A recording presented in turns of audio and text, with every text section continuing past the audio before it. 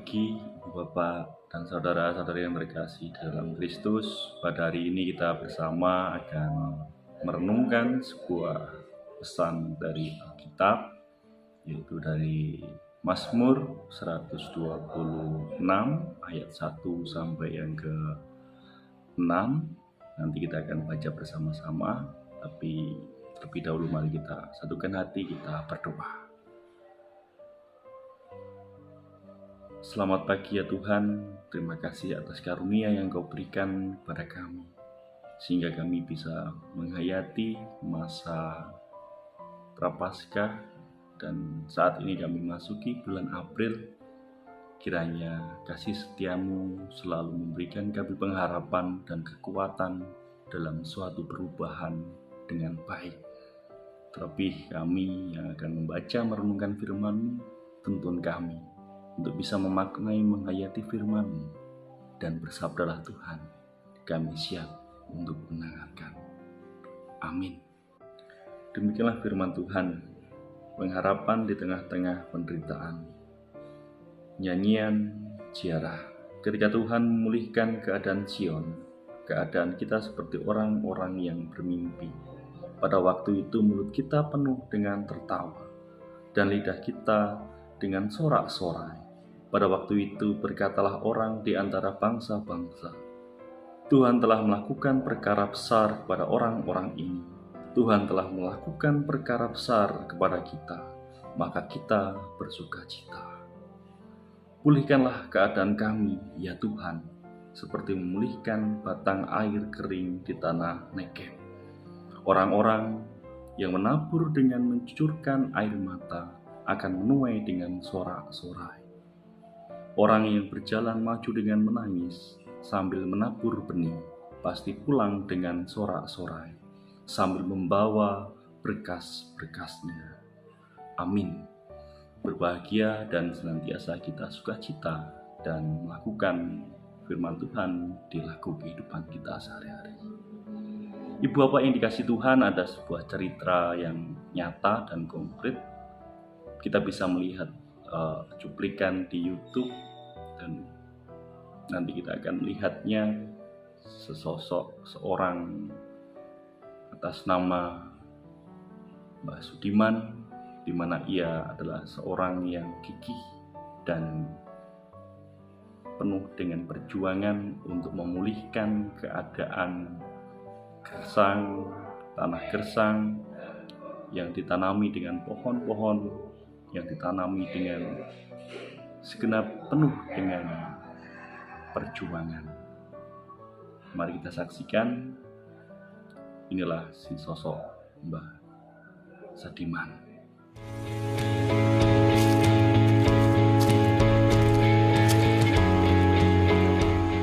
Kata-katanya orang itu saya dan EDAN, soalnya bang tengkah kok dijolne ringin gitu. Sejak tahun 1996, kalau ada orang jual ringin saya beli, tanam ke gunung.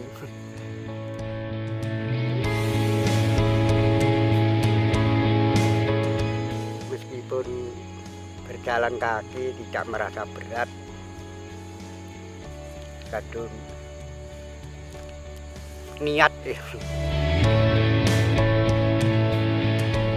Modal saya hanya sabar dan ikhlas. Kalau ditebang ditanamin lagi.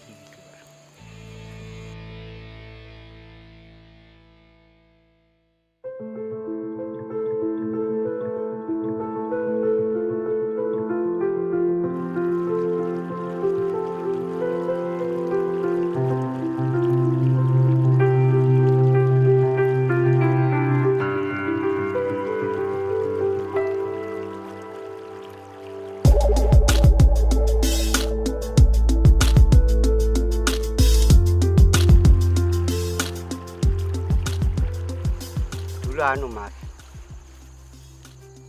gunung itu kebakaran habis-habisan,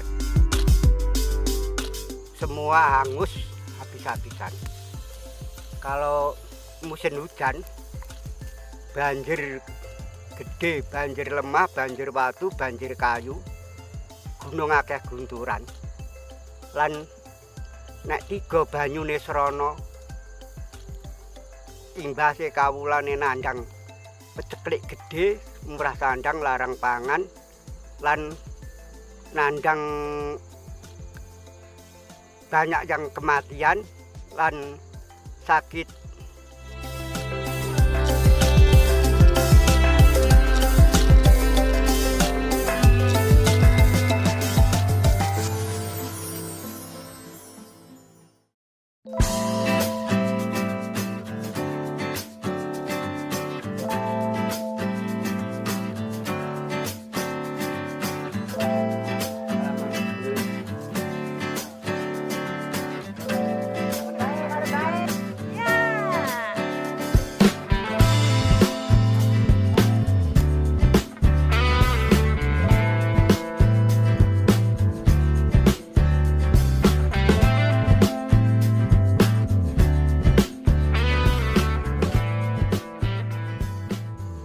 Tak lahannya perhutani.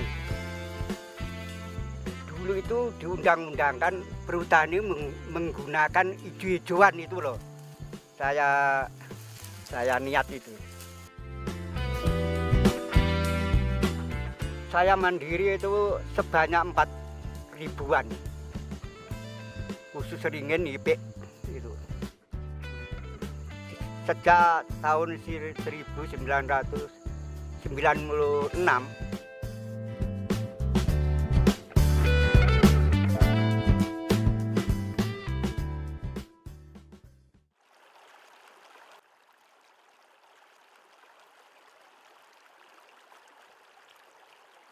Itu jadi pengisin-isinan Mas. Saya disangka-sangka orang edan.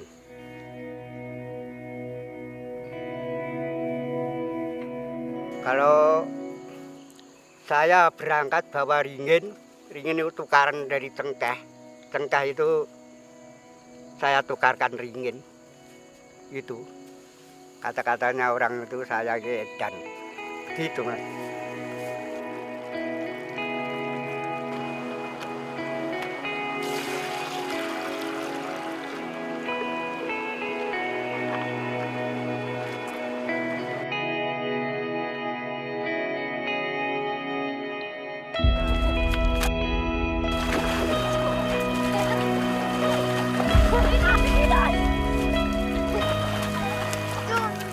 Airnya sangat dingin dan sejuk berkat Mbah Sadiman sendiri. Terima kasih Mbah Sadiman.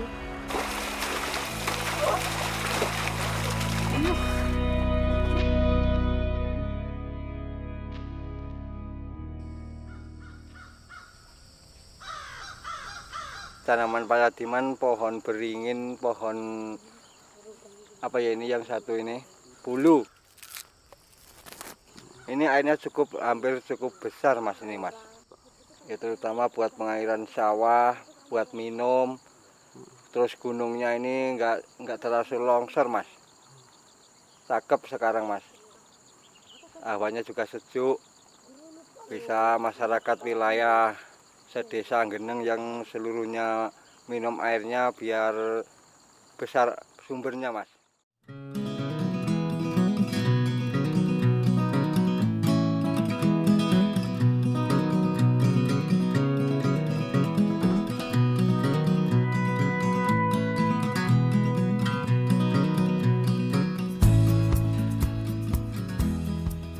Keluarga kula niku nandur pohon, nandur bunga, nandur ringin, nandur napa-napa.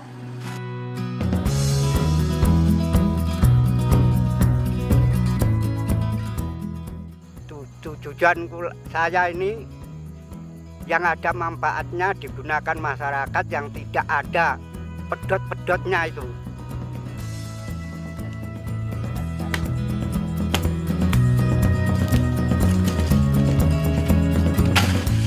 Usahane Mbah Sadiman niku pen saestu asale jenenge tanem ringin niku. Pengairan bisa, bisa bisa lancar, gede sumbernya, penghijauannya lancar gitu Pak, penghijauannya bagus. Jadi hutannya nggak tandus, serta masyarakat nggak kekurangan air, terutama air minum Pak.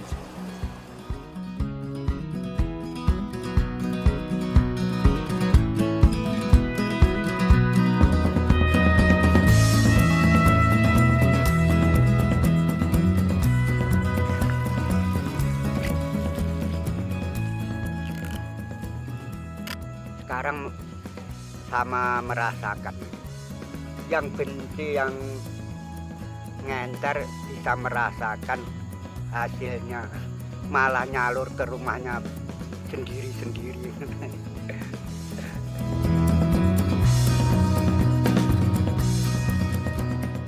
Itu 600 keluarga.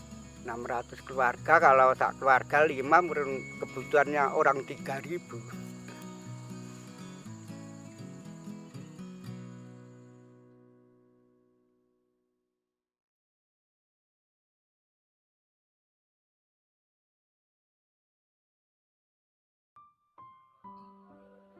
Nah, peristiwa ini menggambarkan kepada kita bahwasanya keberadaan pada Pemazmur 126 sebagai mengisahkan bangsa Israel baru saja kembali dari tanah pembuangan yang di Babel.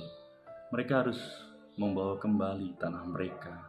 Mereka harus merawat kembali penuh dengan pengharapan dan perjuangan, karena konteks pada saat itu tanah sangatlah kering dan tandus. Kata tanah di sana Negeb, yang artinya berasal dari bahasa Ibrani, yaitu artinya kering. Negeb wilayah padang pasir, di mana luas dari semuanya adalah 55% dari luas wilayah Israel. Maka kondisi di sana sangatlah sulit sebagai orang buangan dan harus kembali lagi, harus merawat dan memulihkan. Tetapi dengan penuh rasa sukacita dan penuh semangat juang, orang-orang bangsa Israel yang dibuang dari Babel tadi membuat kembali tanah itu menjadi subur dan menjadikan kehidupan lebih berarti. Seperti di ayatnya yang keempat, kita akan bacakan bersama. Pulihkanlah keadaan kami ya Tuhan, seperti memulihkan batang air kering di tanah Negeb. Seperti kisah Mbak Sadiman, di mana kita tahu perjuangannya dari tahun 1996 hingga saat ini. Ketika ditarik sudah 25 tahun, mungkin lebih, keadaan bisa memulihkan, mengembalikan mata air 20 tahun baru dirasakan oleh seluruh penduduk yang ada di sekitarnya, di daerah Wonogiri, di daerah lereng yang penuh dengan batu kars gitu. Nah, di sini kita ditekankan, kita sebagai umat Kristen yang percaya dan mengaku sebagai pengikut yang setia dan penuh dengan pengharapan, lalu bagaimana perjuangan kita untuk bisa memulihkan, untuk bisa merasakan sukacita dan berbagi berkat. Kiranya salah satu contoh sebuah narasi yang menjadi inspirasi kita, bahwa Mbah Sadiman mengatakan betapa luar biasa perjuangannya untuk memulihkan kehidupan. GKJW pun juga serupa di dalam ekoteologinya yang sudah digaungkan, yaitu teologi GKJW yang ngerembokok, di mana kita sebagai gereja juga turut hadir, bisa memulihkan keadaan ini dengan penuh keseimbangan. Selamat memperjuangkan kehidupan dengan penuh cinta kasih, dan selamat memasuki masa Prapaskah dengan penuh sukacita, teladan dengan kasih, perjuangan, dan kesetiaan. Selalu merawat kehidupan ini adalah bentuk cinta kasih kita, bahwa kita masih mencintai kehidupan untuk kita saat ini dan untuk generasi-generasi yang berikutnya. Kiranya Tuhan memberkati kita. Amin.